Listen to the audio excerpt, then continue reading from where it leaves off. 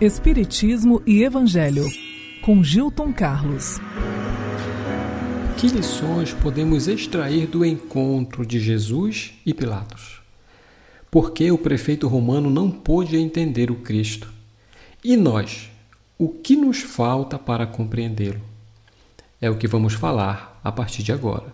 Eu sou o Gilton Carlos e você está no Espiritismo e Evangelho, onde falamos a todos que gostam das ideias espíritas, dos temas relacionados à alma humana e sempre do Evangelho de Jesus.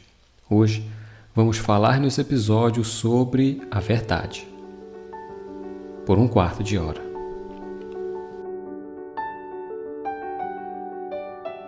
Vamos ao Evangelho de João, capítulo 18 e versículos 33, 36 e 37. Escreveu ele: Pilatos, então, entrou novamente no pretório, chamou Jesus e lhe disse: Tu és o rei dos judeus? E Jesus respondeu: O meu reino não é deste mundo. Se meu reino fosse desse mundo, os meus servidores teriam combatido para que eu não fosse entregue aos judeus. Agora, porém, meu reino não é daqui. E disse-lhe então Pilatos: Sendo assim, tu és rei? Respondeu Jesus: Tu dizes que sou rei. Eu fui gerado para isso, e para isso vim ao mundo, a fim de testemunhar a verdade. Todo aquele que é da verdade, ouve a minha voz. Um carpinteiro galileu e um orgulhoso representante do Império Romano estão frente a frente. Nesta hora, dois mundos se contrapõem, o dos fatos visíveis e o da verdade eterna, o tangível e o espiritual, o temporário e o infinito.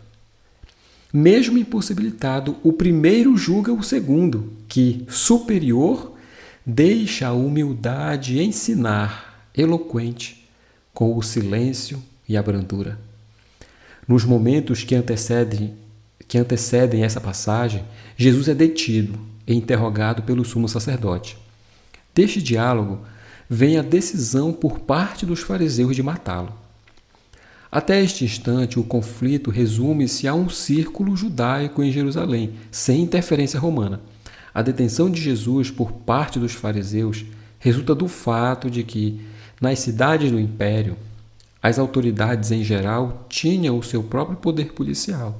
Em Jerusalém, o sumo sacerdote tinha o seu próprio grupo, que era chamado a Guarda do Templo, que tinha o seu comando no capitão do templo.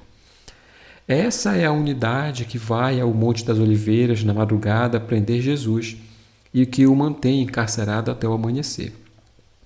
Um aspecto importante neste contexto é que, por não haver acusação formal por parte dos judeus, após a pergunta de Pilatos, eles trazem à tona a condição de rei dos judeus, ou o Messias da sua tradição. É a tentativa de acusá-lo de um crime de lesa pátria, igualando o réu ao governador ou ao imperador. E é dentro destes limites que o diálogo entre Jesus e Pilatos se dá. A expectativa de um novo rei para governar os judeus, visto que a profecia dizia ser o Messias descendente de Davi, restringia-se ante o entendimento limitado às impressões materiais, a um governo político dirigido pelo orgulho, etc. Por essa razão, a simplicidade e a não violência ensinadas pela humildade de Jesus chocaram os líderes judeus, que, apesar de saberem da possibilidade de o Messias ser desse jeito, pelo natural conhecimento das Escrituras que eles tinham, não foram capazes de aceitá-lo. É o elemento espiritual a chave para a compreensão de muitas máximas de Jesus, sem o qual muitas afirmações seriam um contrassenso, até mesmo um engano. A afirmação do capítulo 2 do Evangelho segundo o Espiritismo. Quando faz referência ao reino, ele fala de algo além dos olhos humanos, inalcançável pelo tátil, sem possibilidade de manipulação. Este é o aspecto espiritual da vida, o reino interior onde os sentimentos divinos conduzem e são inatingíveis pelas artimanhas políticas dos imperfeitos. A sua missão como mestre é então ensinar à humanidade o caminho do amor, que se desdobra na prática nos atos de caridade. Somente uma realidade além da realidade material pode justificar a segurança e a serenidade diante da dor e do sofrimento. A conduta moral de Jesus, durante toda a sua vida, mas coroada na sua crucificação, constitui uma regra de proceder que abrange todas as circunstâncias da vida privada e da vida pública. É o princípio básico de todas as relações sociais que se fundam na mais rigorosa justiça e, acima de tudo, é o roteiro infalível para a felicidade vindoura. E sobre a verdade? Enquanto Kardec, na obra espírita, refere-se à vida espiritual como vida futura, Jesus usa o termo verdade. Testemunhar a verdade é dar mostras de como a vida espiritual e a vida física se interrelacionam. Como viver na Terra sabendo ser um espírito encarnado.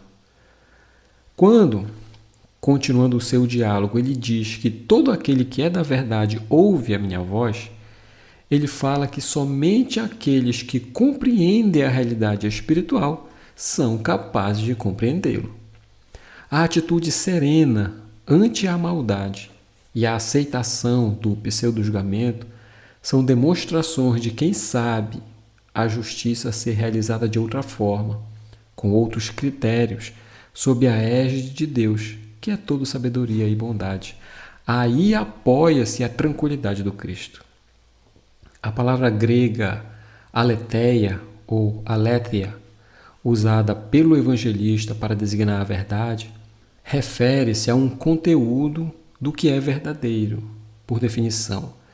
Também pode referir-se à verdade em seu sentido absoluto, em contraposição ao que é irreal ou então incompleto. Portanto, ele mostra como é a vida espiritual, suas leis, características, comparando-as em muitas ocasiões com a limitada vida material, especialmente quando usa as parábolas. Por sua vez, outro vocábulo também grego, martírion, designa o testemunho que ele usa. Tem sentido de dar informação sobre alguma coisa ou pode ser entendido ainda como de maneira coerente como sinônimo de ver. Então aqui podemos entender o testemunho da verdade, falado por Jesus, como os ensinos sobre a vida espiritual, que nos permitem ver a verdadeira vida e assim podermos nos orientar com mais segurança durante a encarnação. Bom, antes de continuar, eu queria fazer uma pausa pequena para dar um pequeno recado. E este recado é sobre os livros que nós publicamos para auxiliar as reflexões pessoais e a transformação moral. O primeiro, 4 princípios para entender o Evangelho segundo o Espiritismo. O segundo, Bem-aventurados sois, a felicidade segundo o Espiritismo. E o terceiro, transformação pessoal. Encontre a coragem para mudar e abra novas possibilidades de realização em sua vida. Todos os livros estão disponíveis na Amazon e você pode encontrar também o link no nosso site, que é o espiritismoevangelho.com. No nosso site, além dos livros, tem também artigos sobre diversos temas e um roteiro de estudo do Evangelho segundo o Espiritismo, gratuitos. O link está na descrição desse episódio. Voltando então para o que estávamos falando, vamos ver agora que implicações temos deste contexto do encontro de Jesus e Pilatos e os ensinos em nossas vidas. O cristão é espiritualista por essência. O espírita mais ainda, porque não apenas acredita, mas sabe da vida espiritual. Das palavras de Jesus, lembremos sempre que se aplicam à vida além dessa. Não se refere, como muitas vezes somos levados a pensar, após esta vida, mas fora desta vida. Há uma pequena diferença. Ou seja, mesmo encarnados, seus ensinos têm sentido quando olhamos em termos de aprendizado para o espírito. Lembrando que somos espíritos em uma jornada material na encarnação, recordemos da paciência de Jesus ante a pressa de seus condenadores para silenciá-lo. Lembremos da calma diante das agressões de todos os tipos que ele sofreu. Sabia ele que estávamos enfermos. Lembremos da compreensão que ele teve por seus caluniadores, pois via-os como ignorantes da lei de amor.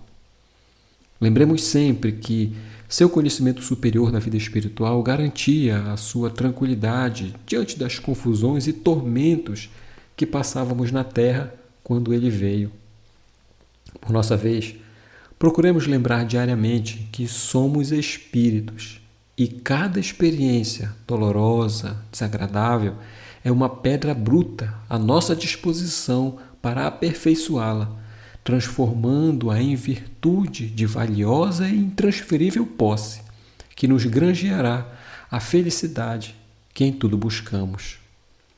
Não devemos esquecer, diz Emmanuel, o reino do coração, se desejamos trabalhar pelo reino do Cristo. Não podemos parar com a perturbação que surge à nossa volta. Entretanto, é possível apaziguar a própria alma e encontrar dentro dela um abrigo de serenidade e esperança. Você, diz ele, não pode impedir que outros falem palavrões ou ofensas, mas é fácil guardar o próprio espírito em silêncio, para somente movimentá-lo na bondade, que ajuda, compreende e perdoa. Apoie-se hoje, amanhã, sempre na boa vontade. Saiba que o valor de nossa existência está na medida do valor que a nossa vida represente para a vida dos que nos rodeiam. Ainda mesmo que todas as circunstâncias te hostilizem, ajuda sempre, como Jesus fez. E Deus saberá, no tempo certo, abençoar o teu sacrifício.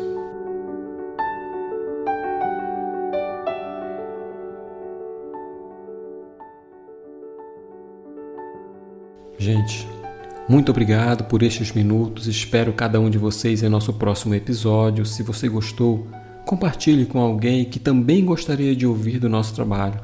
Em agradecimento, queria dedicar esse episódio a quem nos escuta no Peru e na Austrália.